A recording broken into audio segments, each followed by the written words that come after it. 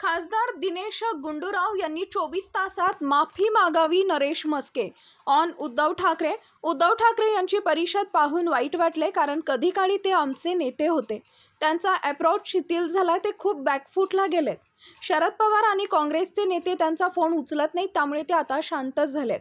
त्यांच्यापेक्षा संजय राऊत यांना जास्त महत्त्व दिलं जात आहे, ही खंत त्यांची दिसून आली. खुर्ची मिळवण्यासाठी त्यांनी जो रोल घेतला होता, त्यांचा मनसुबा खरा होताना दिसत नाहीये. मला वाटत होतं की हिंदुत्व आणि गोमातेबद्दल ते काहीतरी बोलतील.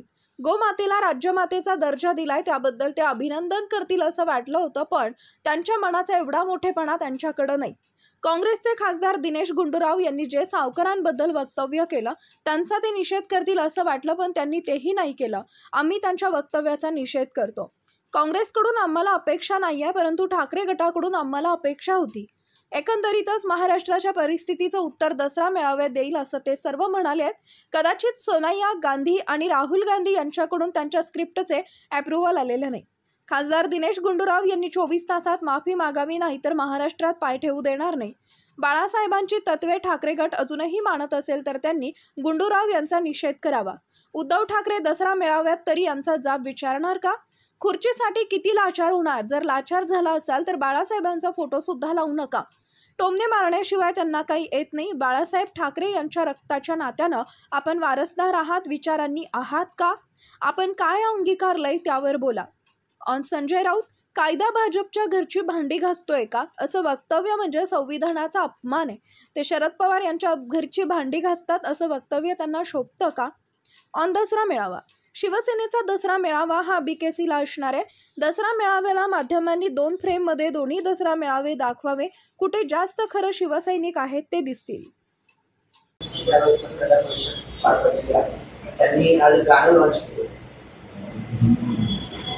उद्धव ठाकरे यांची आज पत्रकार परिषद आपण पाहिली आणि मी सुद्धा ती पाहिली. खूप वाईट वाटलं की त्यांच्या नावामध्ये ठाकरे आहे आणि कधी काळी ते आमचे नेते होते, परंतु आजचा जो त्यांचा अप्रोच जो होता तो किती शिथिल झालेला, किती ते बॅकफूटला आलेले आहेत हे आजच्या बैठकीतून सिद्ध झालेलं आहे. मी आता कोणावर काही बोलणार नाही. कोणाला काही सणाचे दिवस आहेत, गणपतीत सुद्धा टीका करत होते, परंतु लोकशाही आघाडी त्यांना काही दाद देत नाही आहेत. मी ऐकले पवारसाहेब सुद्धा त्यांचे फोन उचलत नाहीत. वडेट्टीवार आणि काँग्रेसचे नेते सुद्धा त्यांचा फोन उचलत नाहीत आणि त्यामुळे त्याच्यात शिथिलता आलेली आहे. ते शांत झालेले आहेत. त्यांच्यापेक्षा महाआघाडीच्या बोलण्यांमध्ये संजय राऊतांना जास्त महत्त्व दिलं जातं आहे, ही खंतसुद्धा त्यांची दिसून आली. त्यांना मुख्यमंत्रीचा उमेदवार म्हणून सुद्धा जाहीर करत नाही आहेत. त्यामुळे ते बॅकफूटला गेलेले दिसून येत आहेत. खुर्चीकरता मिळवण्याकरता त्यांनी जो रोल घेतला होता आणि त्यांचा मनसुबा कुठेही खरा होताना दिसत नाही आहे. त्यामुळे त्यांच्या आजच्या प्रेसमध्ये ते नाराज दिसले. मला तरी वाटलं की आजची जे काही प्रेस त्यांनी घेतलेली आहे, जे शिवसेनेचं हिंदुत्व आहे, हिंदुत्वाची भूमिका आहे, सावरकरांविषयी शिवसेनेची जी भूमिका आहे त्याविषयी त्यांच्याकडनं काहीतरी व्यक्त होतील असं मला वाटलं. कारण गोमातेला हिंदू सनातन धर्मामध्ये खूप महत्त्व आहे.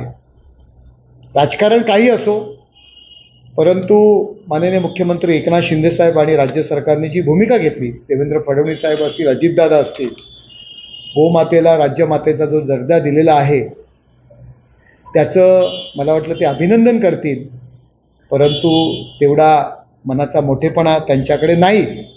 आणि जो सावरकरवाद, सावरकरांची तत्व, सावरकरांचं हिंदुत्व जे शिवसेनेने अंगीकारलं, हिंदुहृदय सम्राट शिवसेना प्रमुख माननीय बाळासाहेब ठाकरे सावरकरांच्या विचारांचा नेहमीच आदर करायचे, परंतु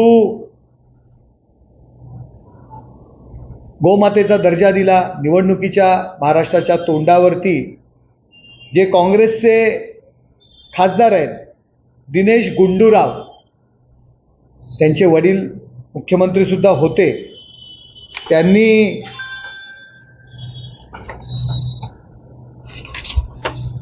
मुद्दाहून महाराष्ट्रातल्या निवडणुकीच्या तोंडावरती स्वातंत्र्यवीर सावरकरांचा अपमान त्यांनी केलेला आहे. स्वातंत्र्यवीर सावरकर गोमांस खायचे अशा पद्धतीची वक्तव्य त्यांनी केलेली आहे आणि मला वाटलं त्याचा निषेध म्हणून उद्धव ठाकरे यांची पत्रकार परिषद असेल, परंतु त्याविषयी चकार एक शब्दसुद्धा त्यांनी काढलेला नाही आहे. दिनेश गुंडूराव यांच्या वक्तव्याचा आम्ही निषेध करतो. काँग्रेसकडून तर आम्हाला अपेक्षा नाही आहे, परंतु उभाटाकडून आम्हाला अपेक्षा होती. काँग्रेस वैचारिकरित्या सुद्धा भ्रष्ट झालेली आहे, परंतु महाराष्ट्राच्या निवडणुकीच्या तोंडावरती सावरकरांना बदनाम करण्याचे जे षडयंत्र काँग्रेसने आखलेलं आहे त्याचा आम्ही निषेध करतो. ते शांत राहिलेत आणि त्यांनी म्हटलं आहे की मी या एकंदर महाराष्ट्रातील परिस्थितीचं उत्तर दसरा मेळाव्यात देईन, मी आता काही बोलणार नाही. कदाचित त्यांनी जी स्क्रिप्ट सोनिया गांधी यांना जी पाठवली होती आपल्या भाषणाची, ती कदाचित अजून ॲप्रूव्ह होऊन आलेली नाही आहे. राहुल गांधी आणि सोनिया गांधी यांनी त्यांना काय बोलायचं आणि काय नाही बोलायचं हे त्यांच्याकडे पाठवलं जातं आणि त्यांनी ॲप्रूव्ह दिल्यानंतर उद्धवजी या ठिकाणी बोलत असतात. आज काही बोलले नाहीत, याचा अर्थ ती स्क्रिप्ट त्यांच्याकडनं ॲप्रूव्ह होऊन आलेली नाही आहे. उद्धव ठाकरे किंवा त्यांची उभाटा या संदर्भात जरी काही व्यक्त झाले नसतील, ते घाबरले असतील, काँग्रेसला घाबरले असतील, सोनिया गांधी यांना घाबरले असतील, राहुल गांधी यांना घाबरले असतील, परंतु बाळासाहेबांचे शिवसैनिक आम्ही आहोत. की खासदार म्हणून नाही, पण शिवसैनिक म्हणून दिनेश गुंडूराव यांचा निषेध करतो आणि 24 तासाच्या आत त्यांनी माफी मागावी अशा पद्धतीचा त्यांना मी इशारा देतोय. जर उद्धव ठाकरे, आदित्य ठाकरे आणि संजय राऊत खरोखरच बाळासाहेबांचे विचार आपण मानणारे असाल तर आपण सुद्धा या वक्तव्याचा निषेध केला पाहिजे. आपल्यात हिंमत पाहिजे. आदित्य ठाकरेंमध्ये तर नाही आहे, संजय राऊतांमध्ये पण नाही आहे. कारण भारत जोडो यात्रेमध्ये स्वातंत्र्यवीर सावरकरांना राहुल गांधी माफीवीर म्हटले होते, तरीसुद्धा आदित्य ठाकरे, संजय राऊत त्यांच्या त्या भारत जोडो यात्रेत चालले होते. परंतु तुम्हाला मागची घटना माहिती आहे की मणिशंकर अय्यर यांनी ज्यावेळी सावरकरांचा अपमान केला होता, हिंदुस्थान विषय नाही, मला संभाजी भिडे गुरुजी काय म्हणाले ते पाहावं लागेल आणि मी माझं वैयक्तिक मत सांगतो. ते कधी काय बोलतात आणि कधी त्यांनी काय बोलावं या संदर्भात मी व्यक्त होऊ शकत नाही. तर भाजपला विदर्भात 50 ते 52 झाला अजित पवार गटाचे एकनाथ महाराजांच्या नावाने तोडण्याची सुरू आहे. महाराष्ट्रात खूप झाले आहेत असं अप्रत्यक्षरित्या टोला लगावलेला आहे एकनाथ शिंदे यांच्यावर उद्धव ठाकरे यांनी. काय वाटतं? मला हेच म्हणायचं आहे की टोमणे मारण्याशिवाय त्यांना दुसरं काही येत नाही. मी त्यांना हेच सांगतोय की हिंदुहृदय सम्राट शिवसेना प्रमुख माननीय बाळासाहेब ठाकरे यांचे आपण वारसदार म्हणताय. रक्ताच्या नाताने आपण वारसदार आहात, पण विचारांच्या नाताने आपण काय आहात? सावरकरांविषयी जाहीरपणे चुकीच्या पद्धतीची वक्तव्य केली जात आहेत. आणि आपली भूमिका काय? एकनाथ रावांवरती टीका करण्यापेक्षा आजच्या पत्रकार परिषदेमध्ये आपण काँग्रेसच्या भूमिकेचा निषेध करायला पाहिजे होता. ते तुम्ही करत नाही आहे. आता एकनाथ शिंदे यांना जर जनता त्यांच्या पाठीमागे जात असेल, ते सर्व मान्य होत असतील, तर तुम्हाला पोटदुखी कशाला पाहिजे?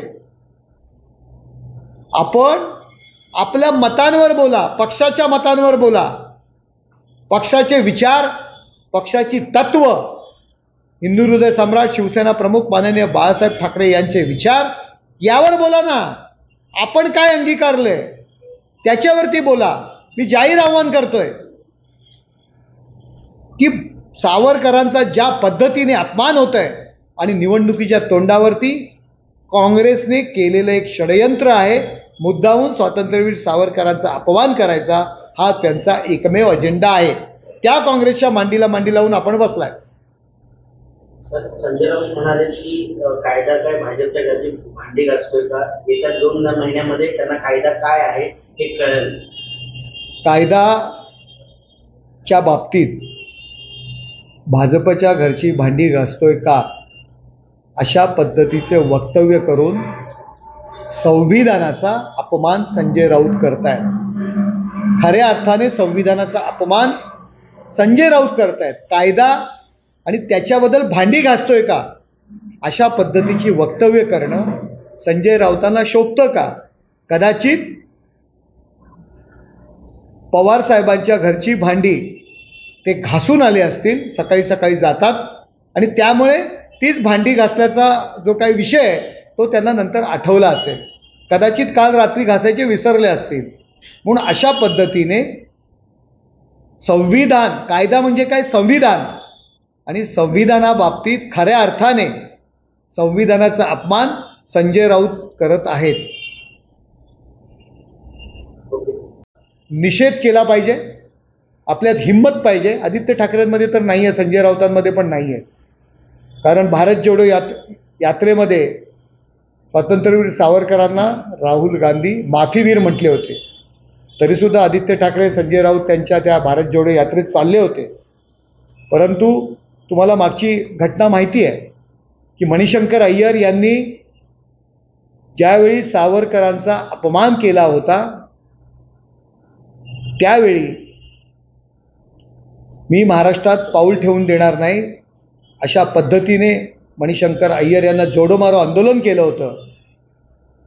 बाळासाहेबांचे विचार, बाळासाहेबांची तत्व जर अजूनही उभाटा अंगीकारत असेल तर त्यांनी दिनेश गुंडूराव आणि काँग्रेसचा निषेध करावा आणि घोषणा करावी की महाराष्ट्रात दिनेश गुंडूराव यांना आम्ही पाय ठेवून देणार नाही.